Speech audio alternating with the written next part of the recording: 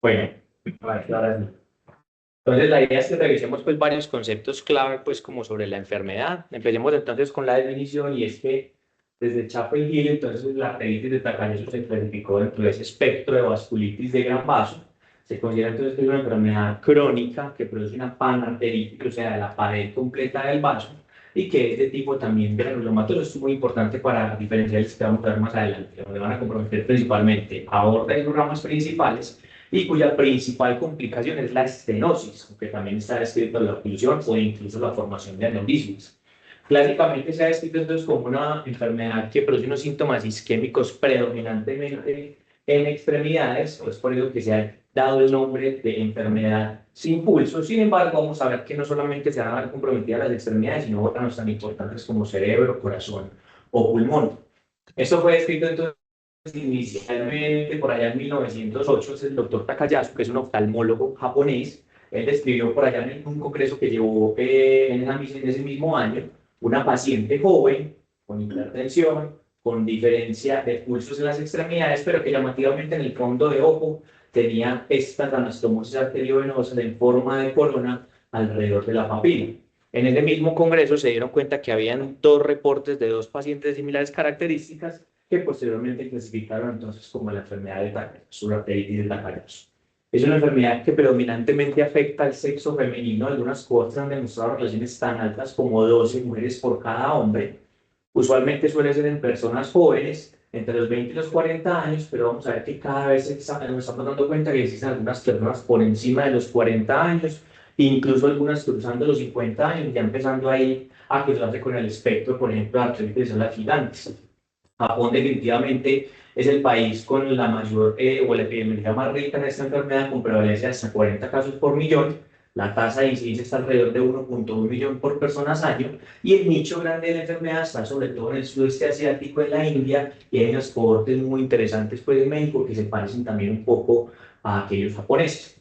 Con respecto a la epidemiología local, esto es una revisión ya con sus añitos, pero es una revisión bastante grande y bastante nutrida. Es una revisión de colegas bogotanos que revisaron bases de datos desde 1945 hasta el 2007 y para ese entonces describían que incluso la vasculitis primaria más frecuente parecía ser la arteritis de Takayasu. En trabajos posteriores ellos decían que posiblemente había error en dichos diagnósticos, se trataba posiblemente de diagnósticos diferenciales, vamos a ver que en realidad no es tan frecuente, pero son datos locales que tenemos actualmente. Con respecto a factores predisponentes, como todo en reuma, la genética, el sistema inmune y la parte ambiental juegan un papel fundamental. Con respecto a la parte genética, definitivamente los genes HLA juegan un papel muy importante, específicamente la HLA B52 y ese B52 que se comparte con el B51 en BC o con el B56 en espondiloartritis, va a haber que en algunos casos hayan superposiciones o algunas manifestaciones clínicas que pueden compartir dichas enfermedades. Ahorita hablaremos un poco más de la fisiopatología de la parte inmune y desde la parte ambiental quisiera destacar las infecciones, específicamente la tuberculosis, porque es que diferentes estudios han demostrado que pudiera haber cierta asociación entre la tuberculosis y la arteritis de Takayasu, no solamente como desencadenante de la enfermedad, sino que también en algunos casos muchos de estos pacientes con tuberculosis también pueden tener aortitis y quizás fueron mal diagnosticados como una arteritis de Takayasu. Dentro de la fisiopatología hablan de que hay un papel fundamental en las proteínas del choque térmico que actúan en la defensa de la micobacteria, pero que también pueden impactar en la fisiopatología de la enfermedad y que ambas son condiciones granulomatosas. En diferentes estudios que ellos hacen una revisión de diferentes cohortes han mostrado prevalencias tan altas como el 82% de tuberculosis latente, sobre todo en estas cohortes mexicanas, Soto, que escribe mucho sobre Takayasu, e incluso hubo algunos estudios donde llevaron pacientes a necropsia o a muestra de tejido aórtico, encontrando también en cohortes mexicanas material genético de Mycobacterium tuberculosis hasta el 70% de los casos. Ahora, no sabemos si es que era una aortitis tuberculosa o que simplemente este material genético o esta primoinfección fue la que desencadenó la respuesta inmune, pero hay una relación interesante ahí a tener en cuenta y lo vemos en nuestra práctica aortitis por tuberculosa que inicialmente son clasificadas como Takayasu. Con respecto a la fisiopatología, hay cuatro pasos fundamentales o cuatro características muy importantes de la enfermedad. La primera es la fibrosis en adventicia con neovascularización. La segunda es el engrosamiento de la capa muscularis Y la tercera es la disrupción de la lámina elástica tanto interna como externa, que se ve pues tanto en Takayama como en arteritis gigantes. Formación de granuloma más o menos en la capa media, que es un granuloma típico como el que vemos en otras enfermedades. Y finalmente esa proliferación intimal que va a llevar al estrechamiento de la luz, que es el responsable final de todos esos síntomas relacionados con el Takayasu. Con respecto a las células del sistema inmune, parece ser que todo arranca con esa interacción del linfocito T gamma delta y de las células dendríticas con el linfocito T a través del TCR. También hay un impacto del linfocito B, aunque en menor medida. Se van a producir grandes cantidades de TNF, interleuquina 2, interferón gamma, también algo de interleuquina 6, y de ahí también algunos tratamientos que podemos utilizar en esta enfermedad. Pero finalmente las células más importantes dentro de la fisiopatología van a ser los macrófagos. Inicialmente el macrófago M1 en esa explosión respiratoria, en esa respuesta inflamatoria, pero finalmente el macrófago M2 que se va a encargar de toda esa fibrosis, todo ese remodeling que va a llevar finalmente al daño crónico, que es la estrechez como tal de la pared del vaso. Si bien entonces, como les decía, el linfocito B parece ser que no es tan importante, sí se ha visto en Takayasu la diferencia de ACG, que hay una mayor densidad de estructuras linfoides terciarias, que son ricas en linfocitos B, y es por lo que también vamos a encontrar en los reportes en la literatura con uso de rituximab en aquellos pacientes con una enfermedad refractaria. Entonces, clásicamente ya han definido tres fases de la enfermedad. Inicialmente una fase sin pulso, que es donde ellos dicen pues que idealmente deberíamos llegar al diagnóstico en estos pacientes. Sin embargo, son síntomas supremamente inespecíficos. El paciente muchas veces va a tener simplemente síntomas constitucionales. Luego llega la fase sin pulso, donde vamos a tener la inflamación vascular, la carotidinia, la claudicación, la diferencia de pulsos, y la fase más tardía, que es ya esta fase fibrótica, donde vamos a tener ya como tal un daño vascular. Esta es la clásica clasificación según la localización anatómica de compromiso vascular en estos pacientes, la clasificación del humano. Humano 1 únicamente vasos supraórticos, humano 2A cuando vamos desde la raíz hasta el arco, humano 2B cuando ya comprometemos incluso aorta torácica, aorta descendente supradiafragmática, humano 3 cuando ya respetamos arco y raíz y es una extensión completa de la aorta, incluyendo las ilíacas. Y esto va a ser supremamente característico de Takayasu. Ahorita lo vamos a ver en los clústeres que se han diferenciado con ACG, y es que el compromiso abdominal, sobre todo a nivel de arterias renales y el hecho mesentérico, es supremamente característico de esta enfermedad y da un tropismo muy grande por el tipo de vasculatura. El numano 4, cuando ya vamos del diafragma para abajo, y el numano 5, que es un compromiso extenso desde la raíz hasta las ilíacas e incluso más allá, que no solamente es pronóstico, sino que vamos a ver que en las diferentes cortes parece ser el compromiso más prevalente en todas ellas. Le adicionamos una C de compromiso cardíaco o una PS de compromiso de infecciones. Y como les digo, la parte constitucional puede ser supremamente inespecífica. Esto es difícil, digamos, uno llegar al diagnóstico de estos pacientes en esta fase. A veces lo hacemos de forma incidental cuando se quita la imagen por otra indicación. Definitivamente los pulsos disminuidos, los pulsos débiles, los soplos vasculares o la sensibilidad en sitios por diferentes vasos es lo más frecuente, y de acuerdo al tipo de compromiso que tengan, si no el vaso comprometido, pues van a estar los diferentes síntomas. Definitivamente carótidas y subclavias son uno de los vasos que más les gusta Takayasu, entonces por eso tengo un compromiso extenso de carótidas, la hemorrosis fugaz, el mareo, pérdida visual, AIT o incluso ACV en algunos casos, la claudicación, a diferencia de presión arterial tubular, que es muy importante que se ha estudiado el rendimiento de estos hallazgos. Vertebral es más frecuente en ACG, pero también está escrito en Takayasu, sobre todo en la vertebral izquierda, y de acuerdo al compromiso pues, de aorta y los ramas principales con diferentes manifestaciones. ¿Qué dicen entonces las cohortes grandes? La cohorte más grande son las cohortes japonesas, que hasta el 2023 tenían más de 1.300 pacientes, al día de hoy ya casi van llegando a los 1.500. Vemos entonces que definitivamente es una enfermedad de pacientes jóvenes, pero la cohorte japonesa, el promedio de edad fue de 35 años y más del 40% de los pacientes tenían un debut de la enfermedad por encima de los 40 años. Ahorita vamos a ver una cohorte colombiana que salió recientemente, que también tiene unos datos interesantes con respecto a esto. Lo que les casi todos humano 1 y vean que la gran mayoría es humano 5, o sea, compromiso extenso de la aorta, hasta el 69% en esta cohorte mexicana. Y nosotros los latinoamericanos también solemos tener más compromiso renal y más compromiso por insuficiencia aórtica. Y ese es el trabajo que les mencionaba previamente, es un artículo que salió hace relativamente poco, hace más o menos 2 semanas, que incluso todavía está en prensa. Vemos entonces como la mayoría de los pacientes son mujeres. Si bien el diagnóstico de la enfermedad fue alrededor de los 22 años, vemos que más o menos un 25% de los pacientes tienen un debut por encima de los 40 años, mucha hipertensión, mucha comorbilidad cardiovascular que empeora los desenlaces en estos pacientes, le dan el tabaquismo hasta el 18% de los casos.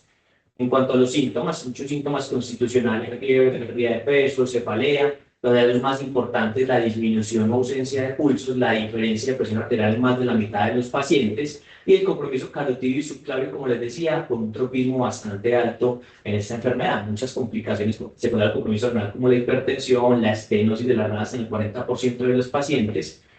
Y vemos entonces cómo esto es algo muy interesante porque en otras cohortes no se había visto que los pacientes tenían reactantes altos en la mayoría de los casos. Vemos que casi el 80% de los pacientes de la salud tenían reactantes elevados. Otras cohortes han mostrado que 50 o incluso menos del 50%, lo que dificulta mucho el diagnóstico de la mayoría de ellos con enfermedad activa. Y vemos entonces aquí un alto uso de acetil salicílico que al día de hoy lo único que respalda la evidencia es el compromiso carotídeo, coronario o el paciente que ya haya hecho un evento neurovascular como tal. Uso de inmunosupresión predominantemente metotrexate o acetioprina. Y por acá tenemos a los biológicos que están apenas entrando y que ya entraremos en la discusión de si son primera línea o no en estos pacientes con enfermedad.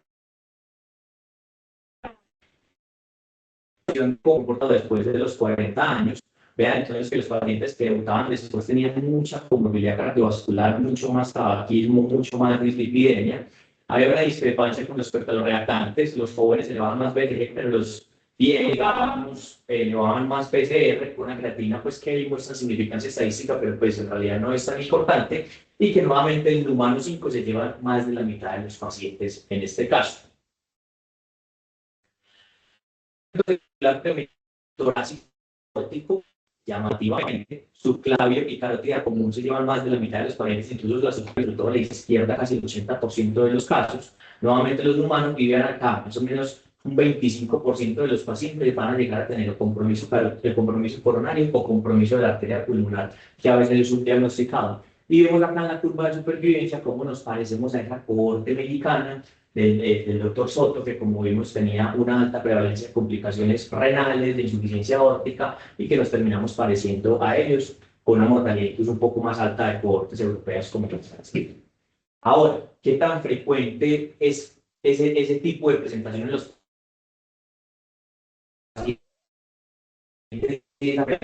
Con un trabajo de salud de Estados Unidos, vemos como la mayoría de los pacientes debutan o con síntomas vasculares o ya incluso con un evento isquémico mayor. Pocos pacientes constitucionales, un poco más con carotidemia o incluso, sobre todo los más ancianos, pueden debutar de forma asintomática. Esto también va a variar según el compromiso vascular que tengan. Los pacientes con compromiso carotídeo, pues claramente más carotidemia, los subclavios carotidemia y síntomas vasculares. Compromiso abdominal, pues dependiendo de cuál es el hecho, síntomas vasculares, evento isquémico mayor, o pueden llegar a ser asintomáticos, al igual que los del mecho mesentérico, y aquellos que tienen compromiso renal suelen tener más síntomas constitucionales. Ahora, también hay diferencias por sexo y por edad. Los hombres suelen ser más constitucionales o asintomáticos, los jóvenes o constitucionales con eventos vasculares mayores, como les decía, a mayor edad suelen ser más síntomas asintomáticos y puede ser más incidente en el diagnóstico del payaso. La carotidemia en esta cohorte y en otra que veremos más adelante se asume como predictor de recaída y de mal pronóstico en estos pacientes, y verán que solamente un 19% de esos pacientes van a tener la tríada clásica de las 3 fases que les mencionaba previamente, entonces no hay que confiarse de que todos los pacientes van a pasar así. Y para esta cohorte solamente la mitad llevaban reactantes al debut. Esto quiere decir que en el seguimiento, sobre todo están incluso con tratamiento para antiinterleuquina 6, posiblemente va a ser muchísimo menos. Y que aquellos que no tenían eventos vasculares mayores al diagnóstico era poco probable que lo hicieran en el tiempo, solamente un 10 a 20% de los casos. Ahora, dentro del examen físico, ¿qué es lo que mejor tiene rendimiento para yo captar rápidamente a estos pacientes? Entonces, vean que ninguno de estos hallazgos tiene un LR positivo por encima de 10, o sea, ninguno tiene pues el gran rendimiento. Pero definitivamente los que mejor sensibilidad tienen es la asimetría en la toma de la presión, siempre que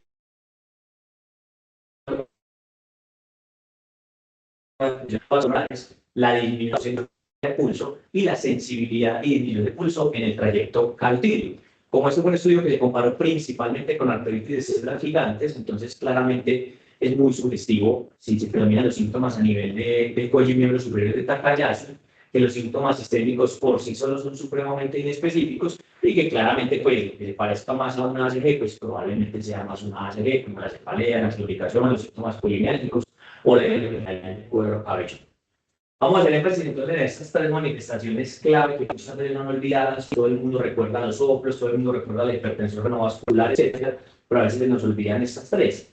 Empezando entonces por el compromiso pulmonar, esto es una cohorte que quiso hablar activamente en estos pacientes, buscarles activamente compromiso de la arteria pulmonar, se documentó hasta en una cuarta parte de los pacientes. Vean con una morbilidad funcional importante, con hipertensión pulmonar y deterioro de la clase funcional. No está muy claro el tratamiento, sobre todo de la hipertensión pulmonar, es muy extrapolado de otras enfermedades. Vemos entonces cómo aquellos pacientes que tenían compromiso de la arteria pulmonar tenían más dolor torácico, más úlceras orales, lo que mencionaba parte con enfermedad de Behçet posiblemente está de la mano, muy de la mano de esto, y el Behçet también que le gusta mucho la arteria pulmonar. 50% de los pacientes que hacen compromiso de la pulmonar tienen hipertensión pulmonar y ven que la hipertensión pulmonar puede ser moderada o grave en un porcentaje importante. Y en este caso, el humano más frecuente fue el humano 2B, el que se asoció como mayor riesgo de compromiso de la arteria pulmonar. ¿Cómo es este compromiso? Entonces, como casi todo en Takayasu, predomina la estenosis, aunque en este caso solamente es en el 34% de los pacientes y sobre todo en rama derecha, en rama izquierda. La dilatación puede ser tan frecuente como en el 23% de los casos, pero esta afecta principalmente el tronco principal y el realce en un 15%. ¿Qué destaco también en esta parte? Que la oclusión y la trombosis suman en conjunto más o menos un 20%, que son hallazgos que son mucho más característicos, por ejemplo, de la enfermedad de Behçet, pero que también debemos considerar Takayasu en el diferencial en estos casos. No es solamente compromiso vascular pulmonar, también tenemos compromiso de parénquima pulmonar al 37% de los pacientes. Puede ir desde patrón en mosaico, infarto, derrame pleural, bronquiectasias e incluso llegar a producir masa o cavitación, que digamos uno no suele tenerlo muy en el diagnóstico diferencial cuando se enfoca en los pacientes con masa o cavitación. ¿Y qué pasa con estos pacientes en el tiempo? Es algo muy llamativo y es que funcionalmente parece ser que algo mejora con el tratamiento inmunosupresor, pero la imagen suele mantenerse igual, suele tener una poca respuesta a la inmunosupresión o incluso pudieran empeorar. Solamente 11% de los pacientes van a mejorar la imagen durante el seguimiento. ¿Qué pasa con la parte cerebral, sobre todo con ese componente intracraneal, que uno habla mucho en arteritis gigantes, pero que a veces se olvida mucho en Takayasu? Se ha documentado casi en el 15% de los pacientes, y hay unos predictores específicos que me ayudan a ser mucho más activo en la búsqueda de este compromiso. Claramente son pacientes pues mayores, que los pacientes que suelen tener más compromiso torácico, más dolor torácico, más opresión torácica y más compromiso de la coronaria, se suele asociar con un mayor riesgo de compromiso intracraneal. Incluso he demostrado que es multivariable. Vemos entonces cómo tener compromiso de extracraneal de la carótida interna asociado con compromiso intracraneal, pero también las lesiones en coronarias son un marcador predictor de que arriba también está pasando algo y tenemos que ser agresivos en el tratamiento. Y al igual que los pacientes que tienen un mayor daño acumulado, pues tienen mayor riesgo de hacer compromiso intracerebral. Con respecto al compromiso coronario, es variable, creo que también es subdiagnosticado, es un resumen de varias series que oscilan más o menos entre el 5 y el 50%. Vemos aquí entonces series tan altas como el 40% incluso en niños, ¿cierto? Puede ser por arteritis in situ o extensión del compromiso aórtico cuando afecta pues esa parte más proximal. Está demostrado también que esos pacientes también tienen más aterosclerosis acusada de Sjögren o otras enfermedades autoinmunes. Es por eso que es una complicación subestimada, que nos quedamos tranquilos porque el paciente es joven, porque las coronarias no están afectadas, pero vemos que sí puede llegar a ser un efecto y puede llegar muy mórbido y de las pocas indicaciones que hay, por ejemplo, de adicionar antiagregantes al manejo como tal. Algunos autores han planteado incluso la posibilidad que en aquellos pacientes de muy alto riesgo o que tienen dolor torácico, hacer una búsqueda activa con angiotac, pues el estudio de elección para buscar compromiso coronario en estos pacientes. ¿Cómo es el compromiso? Pues al igual que hemos venido hablando, la mayoría son compromisos estenóticos de segmentos proximales o incluso en el ostium coronariano, que es donde lo vemos. Cuando tengamos compromiso medio o distal, pues puede pasar, pero no es tan frecuente. Y cuando tengamos un compromiso que predomina sobre todo la disminución puede pasar, no es tan frecuente, pero en esos casos pensar en diagnósticos diferenciales como vasculitis de mediano vaso, tipo poliarteritis nodosa o la enfermedad de Kawasaki. Hay otras manifestaciones atípicas, como las manifestaciones cutáneas. La vasculitis de gran vaso no suele dar mucho compromiso cutáneo, pues precisamente porque es un vaso muy profundo. Han descrito entonces pioderma ganglionoso o incluso eritema nodoso, pero posiblemente va muy de la mano de la coexistencia con otras enfermedades como la espondiloartritis o la enfermedad inflamatoria intestinal. Nuevamente repito, quizás sea por esa HLA-B que comparten, en este caso B57 y en el caso de B, por ejemplo, B51. ¿Cuál es el pronóstico de estos pacientes? Esta es la cohorte grande que también les digo que se menciona mucho en la literatura, que es el grupo francés de vasculitis, que quisieron evaluar tres cosas básicamente: supervivencia libre de evento, libre de recaída y de complicaciones vasculares. ¿Qué encontraron ellos? Nuevamente, mucha comorbilidad cardiovascular, a pesar de ser pacientes relativamente jóvenes. En humano 1 y humano 5 nuevamente lo más frecuente. Destacó nuevamente subclavia y carótidas como las más importantes, y ese compromiso es altamente específico cuando hay compromiso abdominal, tanto renal como mesentérico, engrosamiento de estenosis como los hallazgos más importantes. Es que la mayoría de los pacientes tienen un curso activo o que incluso llegan a progresar en el tiempo. Es una enfermedad que no es tan mortal, digamos, en el medio plazo, pero sí acarrea mucha morbilidad. Y que para esta cohorte, menos del 50% de los pacientes tenían elevación de fase aguda. Esta estuvo simplemente para mostrar lo que ya sabemos, que estos pacientes que van progresando lentamente, los que de esa progresión y evitar o espaciar mucho más tiempo a las recaídas. Como les digo, la mortalidad no suele ser tan alta, aunque vimos que en la colombiana era un poco más del 10%, y que en esta cohorte también tener carotidemia y en este caso también tener retinopatía es predictor de desenlaces desfavorables en estos pacientes. Y cuando metieron todos esos datos en los multivariados, se dieron cuenta entonces que para supervivencia, tener un pulso progresivo, aorta torácica y carotidemia se asociaba con un peor desenlace. Para supervivencia, ser hombre, tener reactantes elevados y nuevamente la carotidemia. Y para complicaciones isquémicas, el pulso progresivo, la aorta torácica y nuevamente aparece acá la retinopatía, incluso con un HR un poco mayor que el resto de los hallazgos.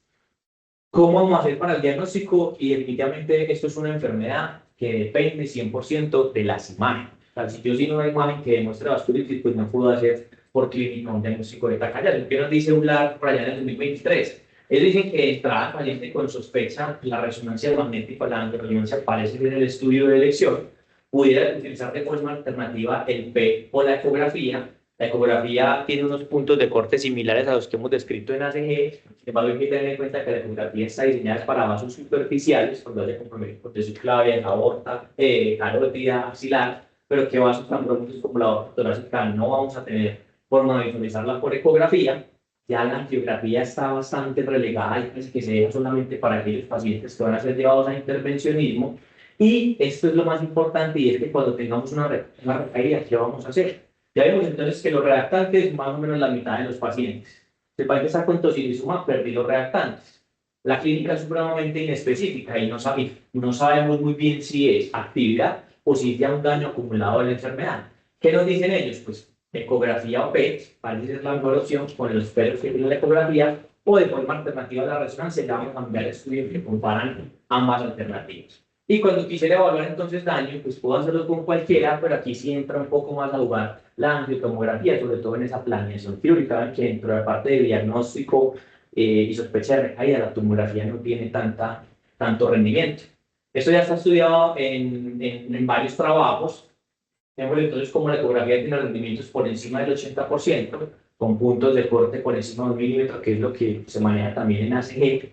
La tomografía, estos son datos, pero que pueden estar muy falseados porque son muy pocos estudios, porque no se utiliza tanto en Takayasu verdaderamente. La resonancia ha ganado mucha fuerza y mucha validez, con rendimientos por encima del 90%, y parece ser el estudio de elección que se perfila en el abordaje diagnóstico de estos pacientes. Y el PET ha venido ganando también mucha fuerza, sobre todo en el seguimiento de estos pacientes. Ya hablaremos más adelante. Esa especificidad y sensibilidad está un poco caída porque son estudios que incluyen ACG y que incluyen también ACG intracraneal, que sabemos que no le va muy bien al PET en ese sentido. Puntos de corte de captación diferentes que se han evaluado, pero a partir de 1.7 aumenta la especificidad de que lo que está captando es inflamación por vasculitis. Y parece ser que es el estudio ideal en el seguimiento de estos pacientes, ya lo comentaremos más adelante.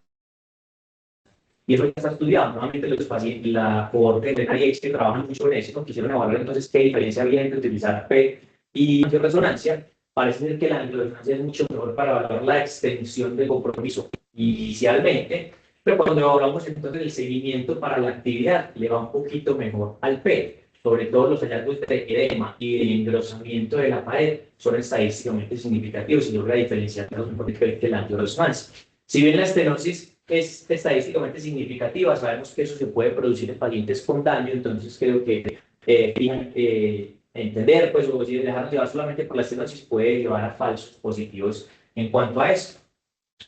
En el seguimiento, intentaron evaluar entonces qué pasaba en esos pacientes después de tratarlos haciéndole un PET semestral, a ver si era verdaderamente que el PET se comportaba mejor para evaluar seguimiento. ¿Qué se dieron cuenta? Que muchos pacientes durante el seguimiento estaban clínicamente en remisión, pero que las imágenes seguían captando.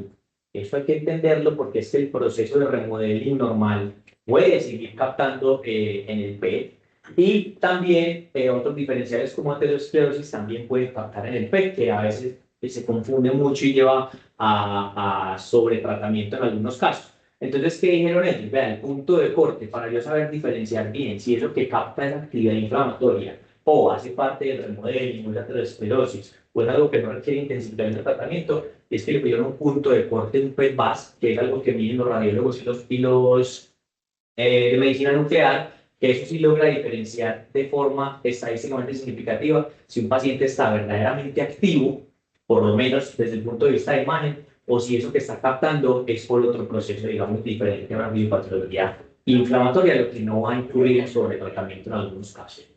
Esos son los criterios clasificatorios, también recientemente publicados en ACG regular. Vean entonces que ya subir a los años, antes de los criterios que habían por debajo de 40 años. Después empezó a decir, bueno, todo lo que era menos de 50 años saca ya de los 60 años de la CG, pero ya sabemos que hay una zona gris entre los 50 y los 60 años y puede haber cierta superposición en estos casos. Definitivamente tenemos que tener una imagen de vasculitis y ya de ahí para abajo tenemos a adicionar criterios tanto clínicos como paraclínicos que finalmente nos van a clasificar el paciente con arteritis de Takayasu. Esto quizás es de lo más importante y es saber interpretar y saber tener en cuenta el diagnóstico diferencial en estos pacientes. Hago mucho énfasis en ACG porque esos pacientes cada vez son más ancianos, ya de 40 por encima de los 40 años, porque la ACV es una enfermedad mucho más frecuente que Takayasu, sobre todo pues acá en Latinoamérica. Vean, acá nuevamente les hago énfasis en esa zona gris entre los 50 y los 60 años. La aortitis está en ambas. Antes hablábamos de ACG que se limitaba mucho a arteritis de la temporal, ya vemos que 2/3 partes de esos van a tener compromiso aórtico también. De hecho, se cree que la aortitis aislada hace parte del espectro también de las arteritis gigantes. Y esto es una cosa de las cosas más importantes, y es que la complicación vascular más importante o más frecuente de Takayasu suele ser la estenosis, mientras que la complicación más frecuente de ACG suele ser el aneurisma, aunque pueden variar pues entre ellas como tal. El tipo de compromiso vascular, la carótida externa le gusta mucho a ACG, el tronco brachiocefálico, la pulmonar, como ya vimos, pudiera ser un poco más frecuente en Takayasu, la carótida, la subclavia, el compromiso abdominal de las renales y el lecho mesentérico, y pues otros síntomas asociados a la revisión polístema, si encontramos más síntomas polineálicos, más síntomas constitucionales, más sinovitis, posiblemente sea más ACG, o si encontramos otros hallazgos que ya mencionamos como el idioma nodoso, piodermas, celulitis, pues pensemos en esas superposiciones que pudiera tener el Takayasu. Esta gráfica la verdad me gusta mucho porque es muy diciente, que es una comparación muy colorida de cuáles son esos terrenos vasculares más frecuentemente afectados en cada una de estas enfermedades. Vemos entonces cómo a la ACV le gusta mucho carótida interna y externa, Takayasu no tanto. Takayasu le gusta más carótida común, ambas vertebrales, pero Takayasu suele ser más la vertebral izquierda.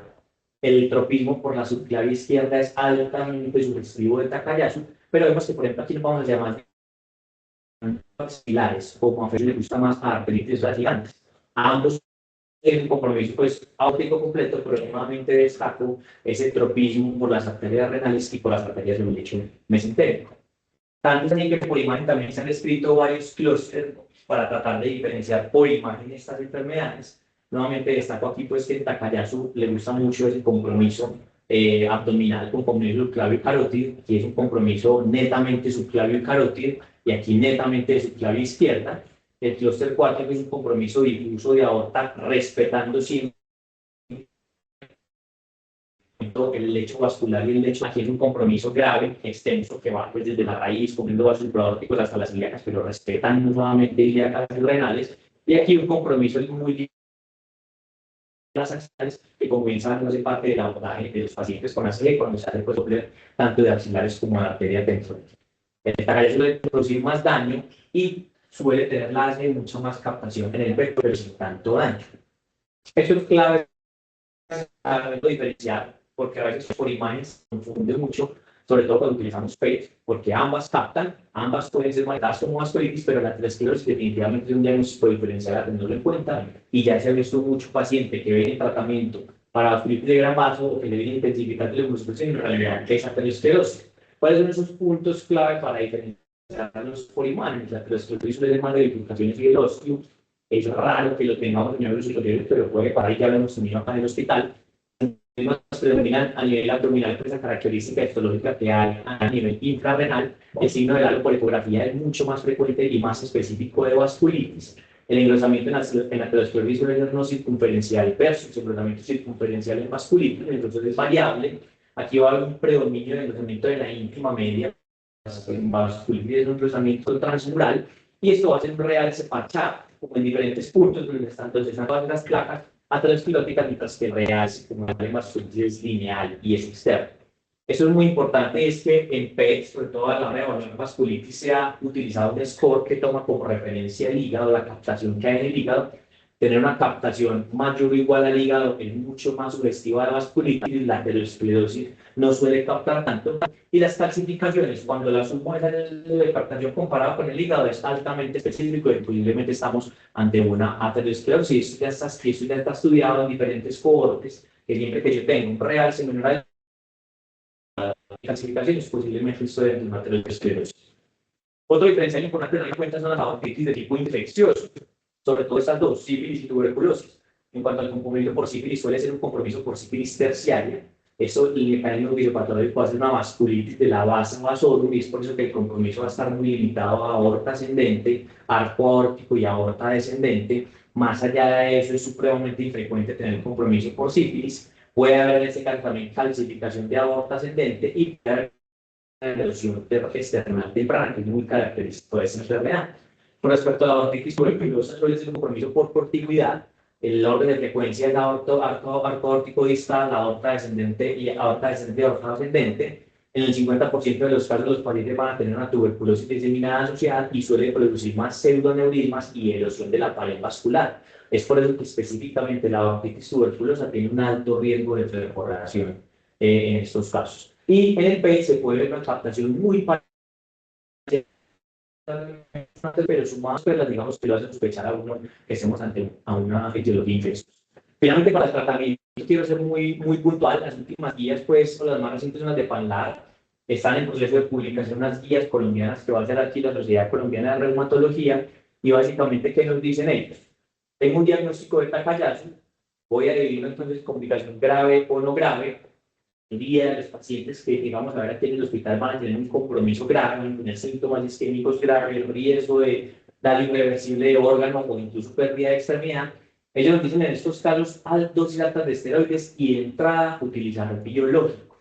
Eso es algo que vamos a discutir más adelante. En aquellos no graves, puedo utilizar inicialmente fármacos convencionales. Si el paciente entra en revisión, pues ya miraremos cuándo titulo pues el medicamento. Eso lo haremos más adelante, porque creo que es más de la parte de reumatología, pero en aquel paciente que recaiga o que no responda nuevamente debido a recayó o no respondió y sigue teniendo un compromiso grave o no grave.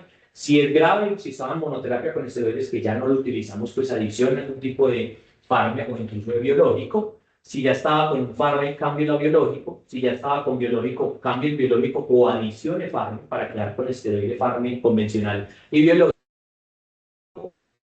Y si ya estaba con esa triple terapia, pues primero evalúe que verdaderamente recayó, o si ya se trata de daño o de un diagnóstico diferencial, y evalúe entonces diferentes combinaciones de tratamiento. Perlas clave del tratamiento de los esteroides son la piedra angular, definitivamente. No se recomienda la inmunoterapia, creo que ya en muy pocas cosas en reumatología o prácticamente en nada está mandado a recurrir la monoterapia en el largo plazo en el tratamiento de nuestros pacientes. Las guías dicen que algo de 0.5 euros por kilo es lo mismo, pero casi todos esos pacientes eran enfermedad no grave, una enfermedad grave que vamos a ver nosotros generalmente le damos 1 por kilo o incluso bolos de metilprednisolona en aquellos pacientes que tienen un riesgo la vida o riesgo algún tipo de órgano de extremidad. Y diferente de lo que se está hablando, por ejemplo, en lupus o en vasculitis ANCA, la idea es que no desmontemos tan rápido a estos pacientes. No antes de un año, incluso después del año, aquellos pacientes con recaídas graves o con enfermedad grave, dejarlos incluso de 5 a 10 años mucho más tiempo después del año. Se han descrito entonces manejo con metotrexato, cetopenia, la economía de microplato, todos tienen estudios, todos estudios de mala calidad metodológica, pero que se ha demostrado que funcionan. Ciclofosfamida ya no la vamos a ver tanto en los algoritmos de tratamiento, pero para nosotros es salvadora de vida, sobre todo en el ámbito intrahospitalario, en el paciente que tiene compromiso grave. Y definitivamente, como casi toda la reumatología, lo que se está hablando mucho es de los biológicos. Actualmente, lo que más evidencia tenemos con los anti-TNF y con la interleuquina 6 es el tocilizumab, pero vean que dentro de la fisiopatología hay muchas opciones que se vienen estudiando, algunas les ha dado, algunas no les ha dado, pero es lo que se está trabajando actualmente. Mucha experiencia pues con anti-TNF, casi todos los estudios son observacionales, es lo que más utilizamos. Impacta en progresión de lesiones radiográficas y ya se ha visto que son superiores para mantener la remisión en el tiempo con los fármacos convencionales. El RLT más grande que hay actualmente con el biológico en Takayasu's con tocilizumab, se cuenta que si bien no hubo significancia estadística, sí se ve una separación de las curvas, aunque todo esto es jalonado por una disminución de los reactantes de fase de grupo, que es una característica intrínseca del medicamento.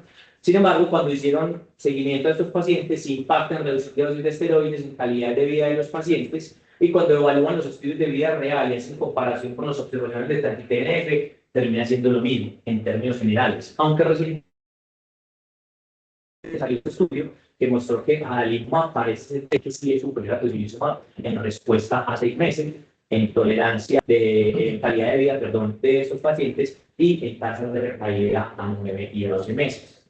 Hay otros trabajos que se han escrito, pero ya mucho más cortos con secukinumab que el anti-IL-17, inhibidores ya que están ganando mucho terreno en general en reumatología, en este caso baricitinib, y esto es un trabajo muy interesante donde se pegan muchas de las vías para decir, venga, posiblemente el con estos pacientes parece superior a empezar con fármaco convencional porque impacta tanto en el engrosamiento de la pared y sobre todo en la luz del vaso. O sea, aquellos pacientes que inician con biológico tienen una mayor distanciamiento o una menor estrechez como el de la luz del vaso, que es lo que uno busca en esta enfermedad. Con respecto al seguimiento, como es tan difícil hacerlo en el tiempo, como los redactantes no son tan confiables o como los perdemos, incluso estamos con trilizumab, se han estudiado múltiples marcadores, la pentraxina 3 ha ganado mucho terreno, todavía no la tenemos disponible, pero es posible que llegue en un futuro y que nos ayude mucho en el seguimiento de estos pacientes para tratar de diferenciar actividad o daño como tal. Y finalmente, muchos de esos pacientes van a requerir intervencionismo. Ahora, yo creo que eso es una charla completa, va muy de la mano con el cirujano vascular, pero hay 3 puntos clave a tener en cuenta de reumatología. Y es primero, tratar de llevar al paciente intervencionismo en remisión clínica. O sea, tener el paciente inflamado empeora todos los desenlaces, hace que ellos no pegue, que se pierda el stent. 2, esté muy seguro que el paciente está verdaderamente activo o si tiene ya esto. Y tercero es que si el paciente requiere una intervención urgente, que lleve con dosis altas de esteroides del día para poder minimizar los riesgos y las complicaciones postquirúrgicas. Grandes lectores de la charla, sabemos que es una enfermedad definida por imagen, hay que tener cosas muy claras para interpretar el PET, para interpretar la resonancia, saber cuándo mandar una, cuándo mandar la otra. Yo sé que muchas veces no vamos a estar trabajando en Pablotón, entonces no va a estar disponible ni la una ni la otra, pues angiotomografía, si es lo que tienen inicialmente, pues es lo que hay que hacer, pero entiendan que no tiene un muy buen rendimiento y que tener la negativa no va a descartar que el paciente esté cursando con la enfermedad. Siempre se péguense mucho del radiólogo, vayan y hablen con él, coméntenle el caso, reevalúen la imagen porque no es fácil diagnosticar ni siquiera a estos pacientes. Y ojo con los pacientes, no saben muy bien todavía qué hacer en el seguimiento. Algunas vías recomiendan hacer imagen, por ejemplo, cada 3 meses en el primer año de tratamiento, pero tengan en cuenta esas perlas del remodeling, de la testosterona, que pueden dar una falsa sensación de que el paciente está con actividad clínica. Hasta ahora el paradigma terapéutico ha venido cambiando. En enfermedad no grave, los fármacos convencionales siguen siendo importantes, metotrexate, la efedrina, la cetirizina, pero definitivamente en el paciente grave parece que el biológico es la primera opción. Ahora, en nuestro sistema hay más como sea la primera opción por condiciones administrativas, pero ahí despegamos mucho de la ciclofosfamina, que parece ser como el que nos rescata en los pacientes graves. Y como casi toda reumatología, siempre ayúdense a otras especialidades, péguense del vascular, del nefrólogo, del radiólogo, del nuclear, para poder dar un manejo óptimo a esos pacientes. Y eso es lo que tenía para hoy, que